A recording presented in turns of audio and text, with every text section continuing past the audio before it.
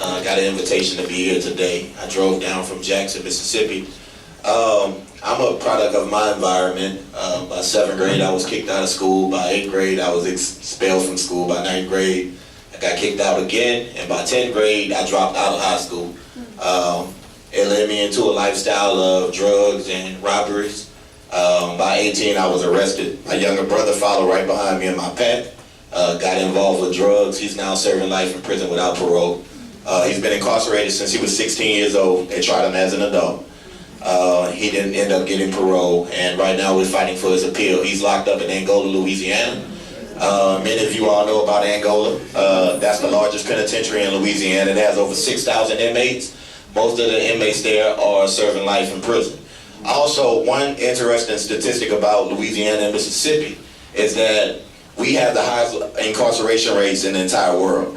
Louisiana has the higher incarceration rate in the world, and Mississippi is in second place. It shows that there's definitely something wrong in the legal system there. People there are no worse than anybody else. But the question is, how come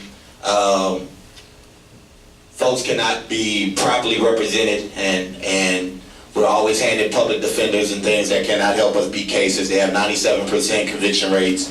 You're never on trial with a jury of your peers. Your peers never look like the person that's on the stand. I go to Angola frequently, and just to visit my brother, and many of you all know that some high-profile people incarcerated there recently. Lil Boosie, the rapper, just came home from Angola. They were trying him for a murder charge.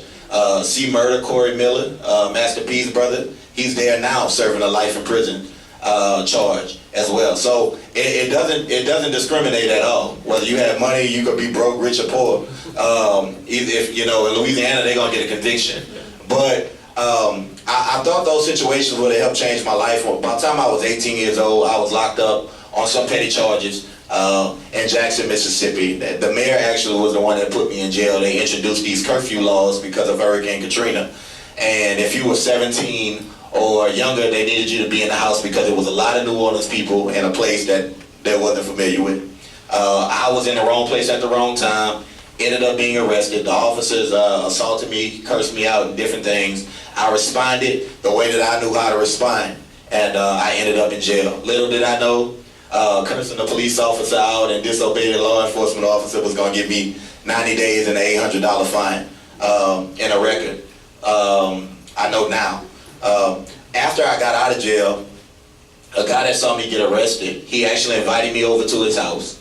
And I remember him telling me to shut up because they were going to beat me. That's what I remember him telling me. And he stopped his car and he invited me into his house. And when I came into his house, his wife was cooking something. I could tell she was a little nervous. I had dreadlocks. And this 2006, I had the big old t-shirts on with the jabots. And, Air Force Ones. That's how we were rocking, fitted caps. And so, I was a product of my environment. And I could tell his wife was a tad bit nervous that I was sitting on a couch. And he goes into his closet. And he pulls out a navy blue suit, and he pulls out a black suit. And at that time, I was real small, and I've been eating good since then. And I tried him on. He gave me a white shirt and a red tie, and he showed me how to tie a tie. And he said, look yourself in the mirror. And I looked at myself, and I saw my reflection. And he said, now that's the image you should be looking for. He didn't have to preach to me. He didn't have to try to indoctrinate me. It was just one act of kindness and love that changed my life forever. A total stranger. I didn't know this guy from Adam and Eve. I didn't know him. And he stopped his vehicle that day, and it changed my entire life. Nobody has shown me that type of love and kindness. I just never got it. But when I wanted to do things in the streets, the drug dealer didn't have a problem putting an ounce in my hand. They showed me how to break it up. They taught me how to hit licks and spot out different things. They didn't have a problem doing that. But it's a lot of us that don't speak up. And we pass up these individuals, these Jeremy Grahams on side the road every day. And we have the power in our own authority to be able to help reverse the spiral in somebody's life.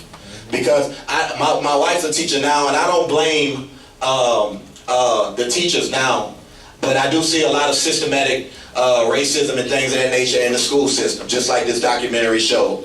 I know about the legislators that put these laws together so certain funding can't go to schools. Like Ellie, when she got her master's degree, I learned just as much as she learned. And I said, man, this is really strategic on how we're pipelining these juveniles right into the prison system. Looking at our test scores by 4th grade, I'm in a place that has one of the highest incarceration rates. We have one of the highest dropout rates for young men. We are the poorest state in the United States of America. And the schools that I saw in this documentary look like a museum compared to what we have in Mississippi.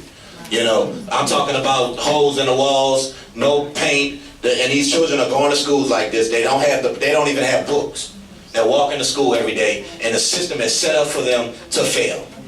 Just like we're saying on the documentary, it's set up for them to fail. But it's our responsibility as individuals and community leaders and activists to rise up and stand up and begin to speak up against the injustices that we see in our community. If we continue to turn a blind eye to what's going on, whether it's a brown person or a white person, we'll never get anything accomplished here. Because we have to take the initiative to be able to move forward and to be able to help those individuals that we see on this screen behind us. You know, because sometimes these 16 and 17-year-old parents, they don't know what to do to raise a child. They can't, you know. So we send them to school and we expect the teachers to be able to raise them. You know, and they don't have the discipline because their parents' babies are having babies. You know, so we see just a spiral, so many different things that goes on in the community. Like I said, I'm a product of it, and I grew up with both of my parents, but when my dad left, we tried my mama to the max. You know, because she was trying to raise 2 teenage boys on her own, and we pushed every button that we could possibly push. Turn to that grade. Turn to grade. You know, but now, what I'm doing now, anytime I see injustice, and anytime I can speak up, and anytime I can use my voice on my social media platform or microphone, if you put me in front of people, I'm gonna do the right thing. It's not about whatever party it is, Democrat, Republican, liberal, or whatever. It's about doing the right thing. It's about doing the right thing. And when I see injustice going on in the community, it's time for us to vocalize and begin to raise up our voices to say enough is enough. We have to make a change in our communities. And if we don't, nobody will. If we don't, nobody will. And I thank God for that stranger, because you're a stranger to somebody that stopped his vehicle, that saw a young man standing on side the corner with dreads and jabots on, and threw me a lifeline that changed my life forever. You can be that person today. We have to impact our community. Each one should reach one, and we can make a change for the better. So thank you, and I appreciate you all having me today. Thank you.